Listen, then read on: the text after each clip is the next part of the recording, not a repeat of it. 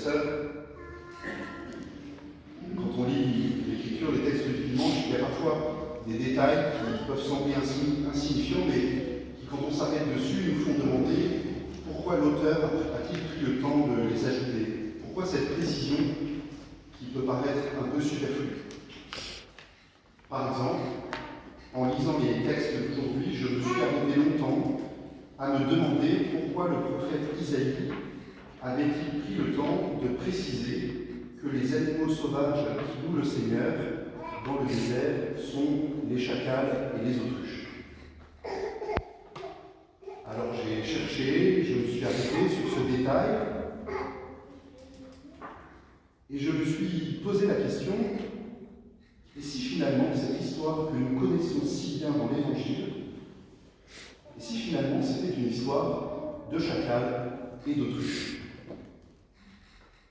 Jean de La Fontaine aurait pu en faire une jolie fable. Le lion dans son palais y rassemblait sa cour, pour dispenser paroles de paix, de joie, d'amour. Mais les chacals qui au lion voulaient chercher querelle, jetèrent devant lui une autruche, que les ailes et le plaisir avaient menée hors de son nid. Nous la surprîmes, dirent-ils, avec un autre oiseau, hors de son nid, loin de ses œufs. La loi des animaux est formelle, il faut la mettre à mort. Toi, que dis-tu? Vas-tu nous donner tort? Et les chacals préparèrent la vie.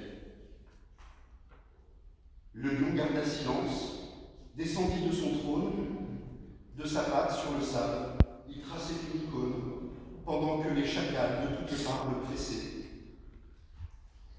Si jamais l'un de vous, dit-il, est sans péché, qu'il soit le premier à se jeter sur elle. Et nul ne se jeta sur l'autruche infidèle.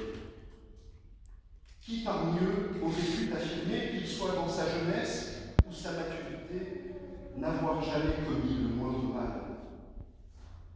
Et le lion se tourna vers le pauvre animal qui gisait à ses pieds et lui dit: Autruche, tous sont-ils donc partis? Personne ne s'est trouvé la force de te punir. Personne, Seigneur, lui répondit l'oiseau. Moi non plus, lui dit le roi des animaux.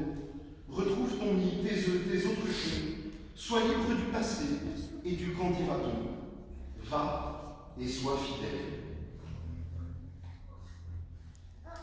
Les chacals, nous les voyons bien, dans cette meute d'hommes affamés, la bave aux lèvres, l'œil injecté de sang, qui n'attendent qu'une chose, que la victime cesse de se débattre, abdique pour pouvoir l'achever et s'en remettre.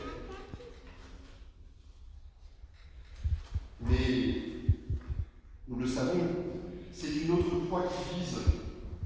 Celle qu'ils amènent devant Jésus ne les intéresse pas. Son péché, réel ou présumé, la justice même, tout cela n'a à leurs yeux que très peu d'importance. Cette femme, c'est un instrument, vidé de tout, de sa dignité, de son humanité, réduite au rôle d'appât, pour piéger cette proie que les chacals chassent depuis des mois et qui se dérobe sans cesse. Les chacals, vous le savez peut-être, ce sont des opportunistes et des charognards. Des opportunistes parce qu'ils attaquent toujours en meute, sans prête de préférence aux proies malades ou blessées, et les charognards parce que, faute de proies suffisamment vulnérables, ils se nourriront sur les cadavres. Et dans cette page d'évangile, c'est sur la dépouille de la loi de Moïse que ces chacals prospèrent. Cette loi, le premier don de Dieu à son peuple, qui devait lui donner vie et liberté, à force de la vider de son esprit, de ce sens, de sa substance, de la réduire à un respect scrupuleux, sourcilleux, ils ont fini par en faire une charogne. Ils sont prisonniers de ce cercle de mort dont ils sont eux-mêmes les esclaves. Et la réponse de Jésus leur fait perdre tous leurs moyens. Cette loi à laquelle vous vous référez, cette justice intransigeante que vous entendez appliquer en lapidant cette femme, elle vous condamne tout autant. Si vous levez la main sur elle, si vous lui jetez la pierre, alors c'est vous-même que vous condamnez. Il y a un chacal qui connaît cela très bien. C'est saint Paul lui-même, pharisien scrupuleux, observant sourcilleux de chacun des préceptes de la loi, jusqu'à s'autoproclamer l'instrument de la vengeance divine. Mais il va faire cette expérience bouleversante. Son légalisme scrupuleux le conduit à persécuter celui qui est l'auteur de la loi. Il comprend alors que cette loi vidée de sa substance, c'est-à-dire de la foi, de l'espérance, de la charité, est selon son propre terme, ordure. Et son remède est simple. Renoncer à ce cadavre, s'attacher à ce qui fait vivre, la foi en Jésus-Christ, mort et ressuscité. Et cette justice supérieure qui vient de la foi en Jésus, elle n'abolit pas la loi, bien au contraire, elle l'accomplit, elle la porte à son aboutissement, la rend réelle, vivante, parce qu'elle l'inscrit au fond du cœur de chacun. Jésus veut libérer les chacals de cette violence. Il veut les faire sortir de ce cercle de mort dans lequel ils sont eux-mêmes emprisonnés. Et pour cela, cette violence, il va la prendre sur lui. Il va s'en faire la victime.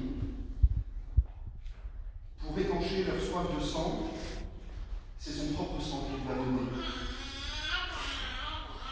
En se donnant à nous, en nous aimant jusqu'à la mort, il prend sur lui la condamnation qui pèse autant sur cette femme adultère que sur ceux qui veulent la lapider. Dans sa passion, dans sa mort, dans sa résurrection, il prend sur lui le salaire de notre péché, afin qu'en lui, nous trouvions la vie qui ne passe pas. Et en face de tous ces chacals, nous avons cette pauvre autruche. Alors, si vous ne le savez pas, je vous l'apprends, je l'ai découvert moi aussi en préparant cette homélie. En hébreu, l'autruche, ça se dit Bat Yaraner, ce qui veut dire littéralement la fille de la voracité. Dans la Bible, c'est un des oiseaux impurs que les Juifs ne peuvent manger, car sa voracité, justement, la pousse à se nourrir de tout ce qu'elle trouve. Elle est aussi, dans la Bible, souvent l'image de la mère indigne, parce qu'elle abandonne ses yeux au soleil au lieu de les couver comme les autres oiseaux. Et si la priorité de Jésus a été de la protéger de la soif de sang de ceux qui voulaient la lapider, la vérité de sa vie demeure. Elle est tirée d'affaire pour l'instant, mais il lui reste à affronter le regard de cet homme qui se penche vers elle. Sa voracité, son désir désordonné l'a conduite à quitter son lit, à déserter son foyer. Et la voici maintenant exposée aux yeux de tous, impure, pécheresse, comme face à un mur, le mur de son propre péché. Mais voici que pour elle aussi, le Seigneur agit puissamment. Le Seigneur va la relever, la guérir de sa faute, de sa culpabilité, de son erreur, comme l'avait prophétisé Isaïe dans la première lecture. Ne faites plus mémoire des événements passés, ne songez plus aux choses d'autrefois. Voici que je fais une chose nouvelle. L'autruche n'est plus définie par son acte mauvais, par son passé. Rien n'est effacé, mais tout est pardonné. Il n'y a plus besoin de faire mémoire de cette faute, car le Seigneur l'a prise. Il ne reste que cette parole pleine d'espoir qui lui ouvre toutes les nouveautés. Moi non plus, je ne te condamne pas. Va et ne pêche plus. Alors, chers frères et sœurs, que vous soyez chacal ou autruche, dans sa Pâque, le Christ fait pour vous, pour nous, toutes choses nouvelles.